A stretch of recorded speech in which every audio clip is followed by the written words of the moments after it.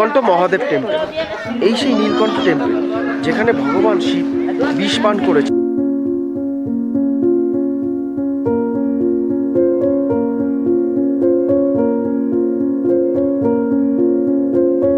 জল আর কাদায় জায়গাটা, রাস্তাটা পুরো একদম কাদামাখা হয়ে গেছে।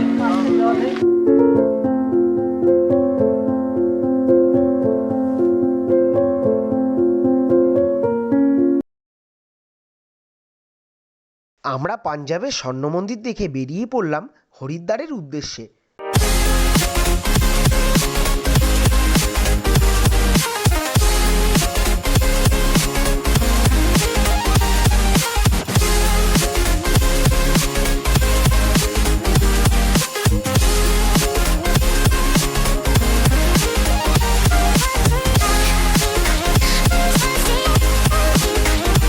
রাস্তায় চলতে চলতে দেখতে পেলাম রাস্তার পাশে দাঁড়িয়ে আছে একটি প্লেন।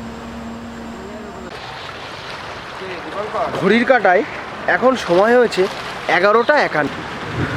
অমৃতসরের স্বর্ণ মন্দির দেখে আমরা গাড়ি ছেড়ে 1 ঘন্টা মতো ড্রাইভিং করার পর চলে এসেছি পাঞ্জাবের মালিয়ান নামক একটি জায়গায়। পাঞ্জাবের স্বর্ণ মন্দিরে আমরা ঢুকেছিলাম ভোর 5টার দিকে এবং আমরা ঘুরে টুরে 9টার মধ্যে চলে এসেছিলাম। কিন্তু সেখানে 9টা না, আমাদের ঘোরা হয়ে গেছিলো 8টার মধ্যে। কিন্তু প্রচণ্ড বৃষ্টি হচ্ছিলো, যার জন্য আমরা দাঁড়িয়েছিলাম ওখানে প্রায় ঘন্টা 2। এখন 1 ঘন্টা মতো গাড়ি ড্রাইভিং করার পর 50 কিলোমিটার আমরা মালিয়ান নামক একটি জায়গাতে দাঁড়িয়ে আছি। এখানে আছে দুপুরে রান্নাবান্না এবং খাওয়া দাওয়া হবে। এখন এত ঠান্ডা পড়তো না, সকালবেলা ঠান্ডা ছিল কিন্তু এতটা ছিল না। পাঞ্জাবে প্রায় 1.5 ঘন্টা মতো পুরো বৃষ্টি হয়েছে, যার জন্য বৃষ্টি হওয়ার পরে ঠান্ডাটা একটু বেশিই পড়েছে। পাঞ্জাবে যেখানে দুপুরে খাবারের জন্য দাঁড়িয়েছি তার পাশেই অবস্থিত ছোট্ট একটি পুকুর, তার মধ্যে বিভিন্ন রকমের মাছ চাষ করা হয়।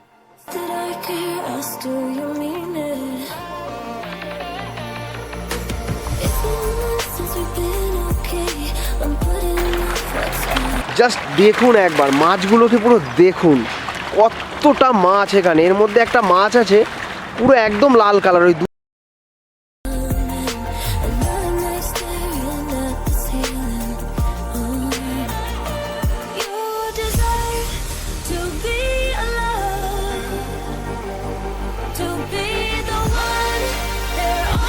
পাঞ্জাবের যেখানে দাঁড়িয়েছি আমার ঠিক উপর থেকে যে ব্রিজটি দেখতে পাচ্ছেন, ফ্লাইওভার, এটি হচ্ছে NH। এটা একদম পুরো আম্বালা পর্যন্ত চলে গেছে।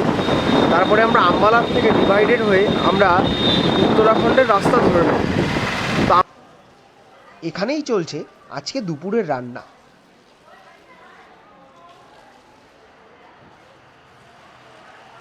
আমাদের এই গুরুদুয়ার থেকে খাওয়া দাওয়া এখন কমপ্লিট হয়ে গেছে। এখন আবার আমাদের দুপুরের খাওয়া কমপ্লিট করে বৃষ্টি ভেজা মরশুমে আমরা আবার রওনা দিলাম আমাদের গন্তব্যের দিকে।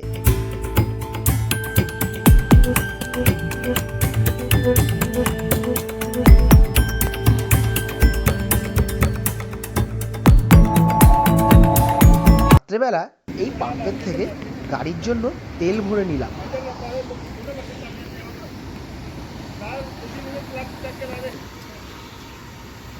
তো আমরা অমৃতসরের স্বর্ণ মন্দির থেকে প্রায় 209 কিলোমিটারের জার্নি করে আমরা এখন এসে পৌঁছে গেছি আম্বালা। এখান থেকে আমরা যাব হরিদ্বার।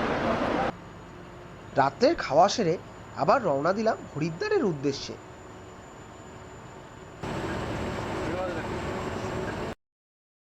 কালকে সারাদিন এবং সারা রাত জার্নি করে পৌঁছে গেলাম হরিদ্বার। এখান থেকে আজকে আমাদের প্রথম গন্তব্য নীলকণ্ঠ মহাদেবের মন্দির।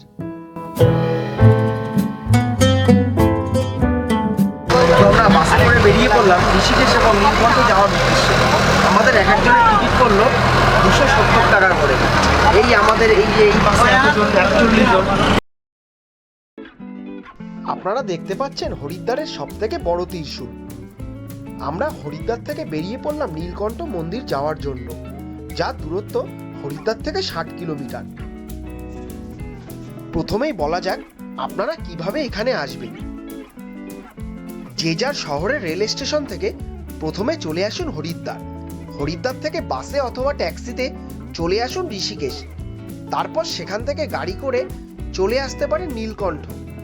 ঋষিকেশ থেকে যার দূরত্ব 30 কিলোমিটার। অথবা হরিদ্বার থেকে সরাসরি চলে আসতে পারেন নীলকণ্ঠ মহাদেব মন্দিরে।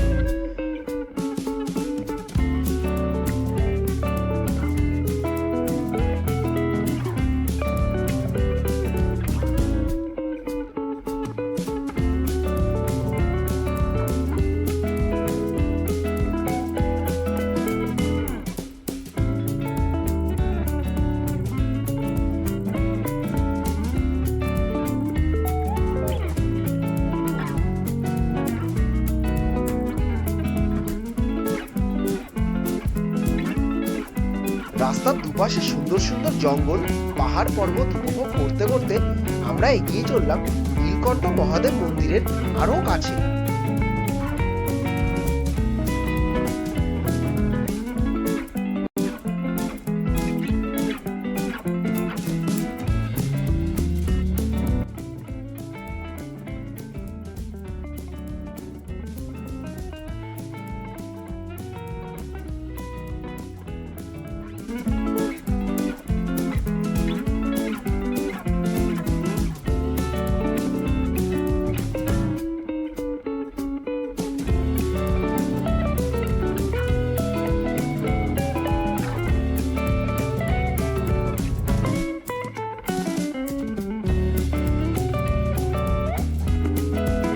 পাহাড়ি রাস্তার গা ঘেঁষে যাওয়ার সময় মনে হলো পাহাড় যেন আকাশের সাথে পুরোপুরি মিশে গেছে।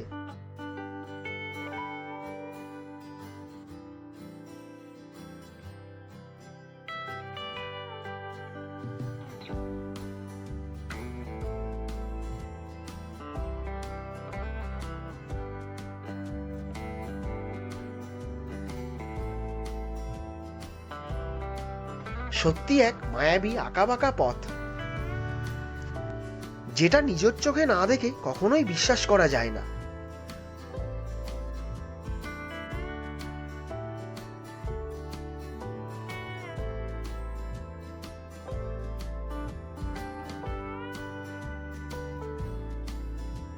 নীলকণ্ঠ মন্দির মণিকুণ পর্বতের ওপর অবস্থিত।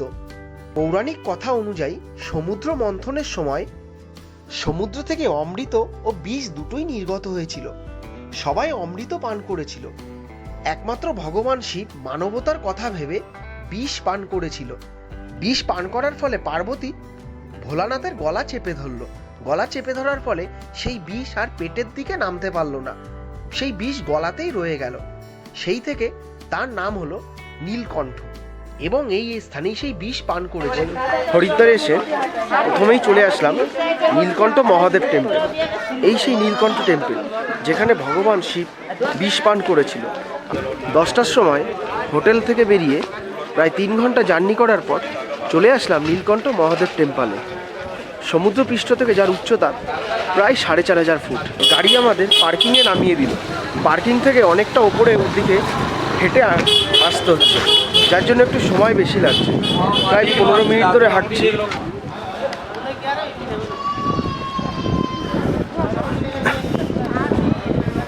নীলকণ্ঠ পাহাড়ের আশেপাশে থাকার জন্য আপনারা অনেক সুন্দর সুন্দর হোটেল পেয়ে যাবেন।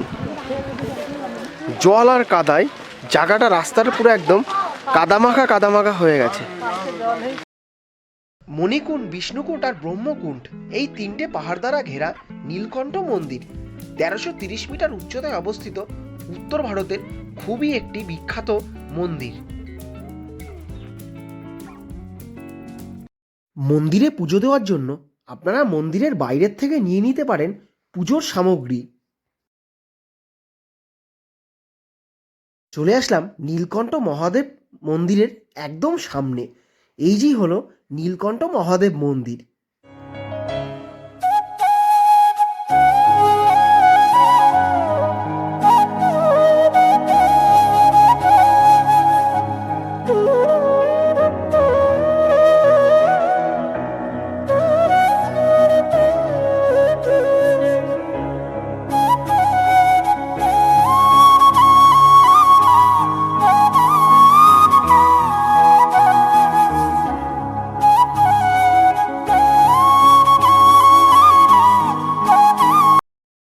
চলে আসলাম মন্দিরের বাইরে।